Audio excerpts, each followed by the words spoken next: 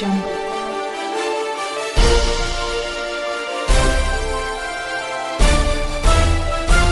Audio Jungle. Good afternoon. Here is the national news from BGI TV Current. I am Moribe Rebila Lawal. The headlines first. Nigerians should endure sufferings from subsidy removal for better tomorrow. Tinubu. Subsidy removal, FG approves 5 billion naira palliative for each state. FCT. 6,000 people displaced by flood.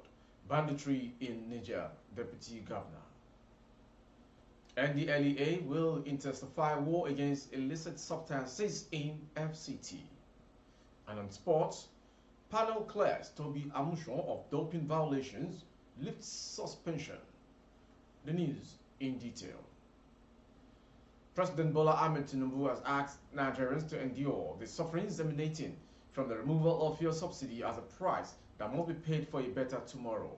These pains are the pains of birth of a new nation. We know the removal of fuel subsidy has created some pains, and that is why palliatives are being put in place. We can endure this for a moment. What we are going through today is for a better tomorrow. Nations are great because citizens have hope that tomorrow will be better than today, he added. The president was speaking in Abuja on Thursday at the public presentation of the book, Brutally Frank, an autobiography of elder statesman Edwin Clark.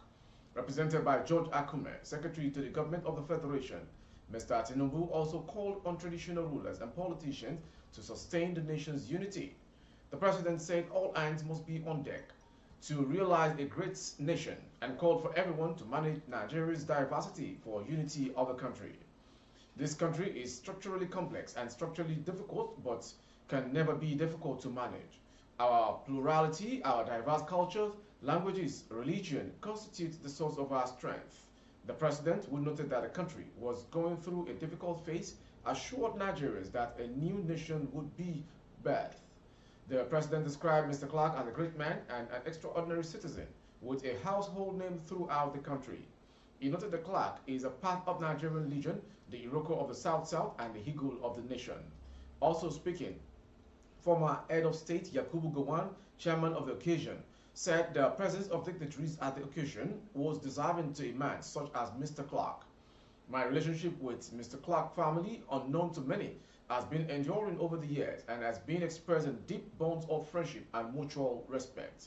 The period in which Nigeria emerged from its most challenging political turmoil was one that needed great dexterity and empathy in the arduous task of reconciliation, rehabilitation, reintegration, reconstruction, and rebuilding bonds of oneness. While recalling the days of how Mr. Clark was chosen as federal commissioner, Mr. Gowon said that there was no better Nigerian for the job of information minister at that time.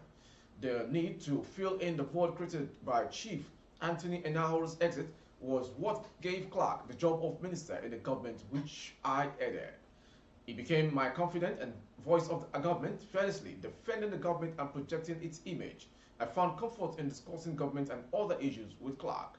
Similarly, former President Goodluck Jonathan described the book as a good political history book that most Nigerians would be desirous of reading, adding that it will be useful to young people.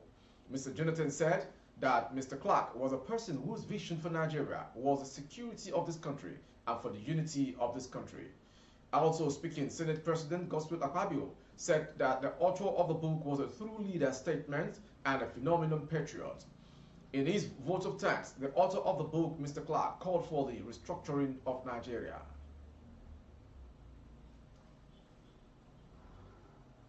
Governor Babagana Zulum of Borno State disclosed an information at the Presidential Villa Abuja shortly after the National Economic Council NEC meeting. The federal government has approved 5 billion naira for each state and the Federal Capital Territory FCT to enable them to procure food items for distribution to the poor in their respective states. Thursday's development comes in the wake of the hike in the cost of food items and petroleum oil to the removal of subsidy on the commodity.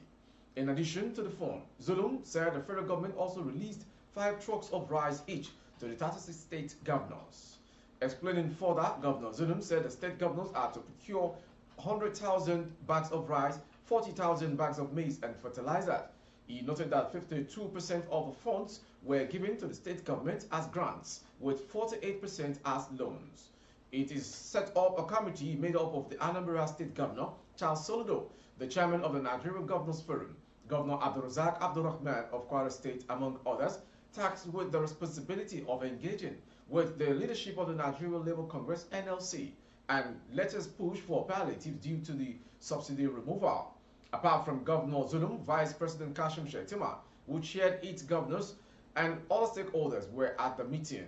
Members of NEC have been deliberating on measures to cushion the impact of the subsidy removal. NEC's most recent meeting is coming hours after the Nigerian National Petroleum Company, NNPC Limited, secured a $3 billion emergency crude repayment loan from African Export-Import Bank's Afremix Bank.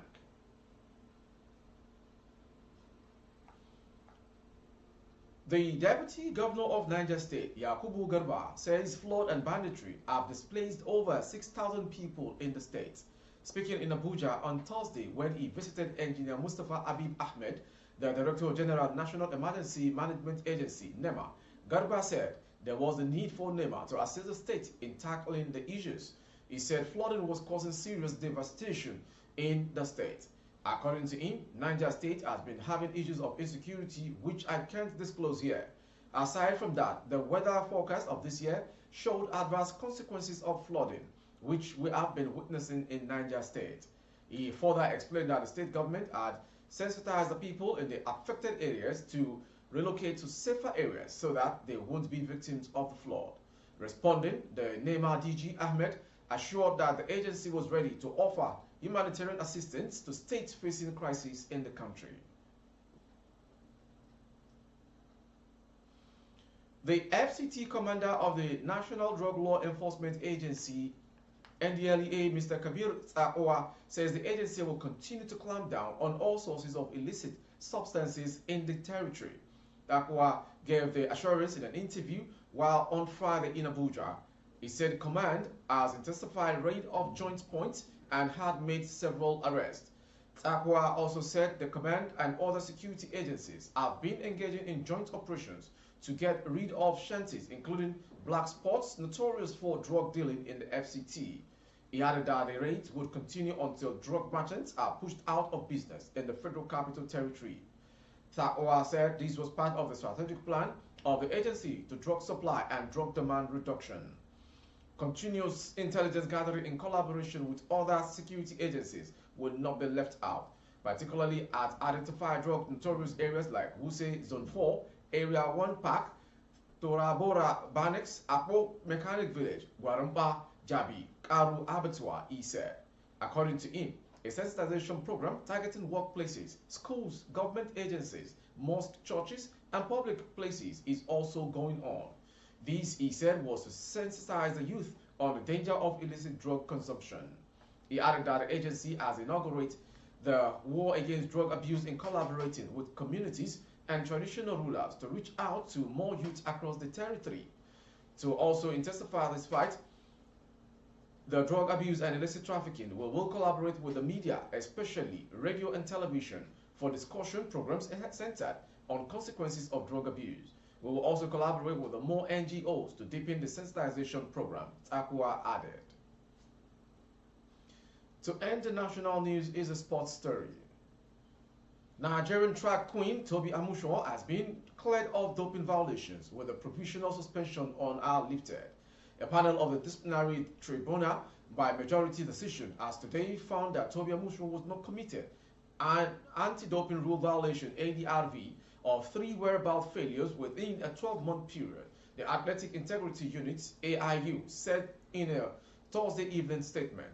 AIU head Brett Claudia has indicated that the Athletic Integrity Unit, AIU, is disappointed by this decision and will review the reasoning in detail before deciding whether to exercise its right of appeal to the Court of Arbitration for Sport within the applicable deadline. The decision is currently confidential but will be published in due course. Amushon's provisional suspension has now been lifted with immediate effect. Toby Amushon runs the 100-meter hurdles at the Stockholm Diamond League on Sunday, July 2nd, 2023, In July, the Nigerian, who is the women's hurdles record holder, was provisionally suspended for missing 3 drug tests within 12 months and faced a 2-year ban if the charges were upheld. Our suspension was seen as a huge blow to Nigeria's chances at the competition. Following the development, the Athletic Federation of Nigeria, AFN, left out Amuson from the country's contingent to the World Athletics Championship set to begin on Saturday. But with Thursday's development, the medal hopeful will take part in the competition built for Budapest, Hungary. From that sports story, we've come to the end of today's national news. Before we go, some headlines.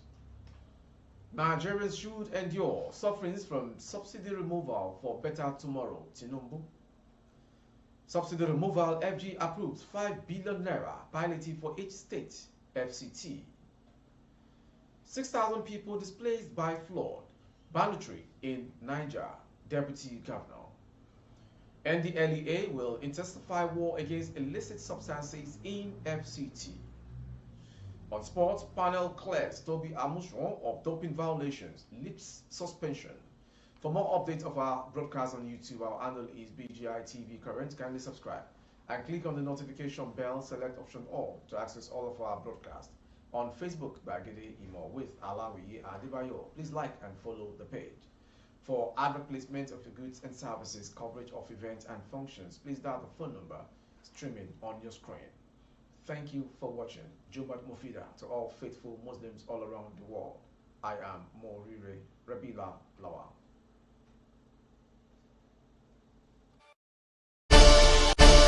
Audio Jungle.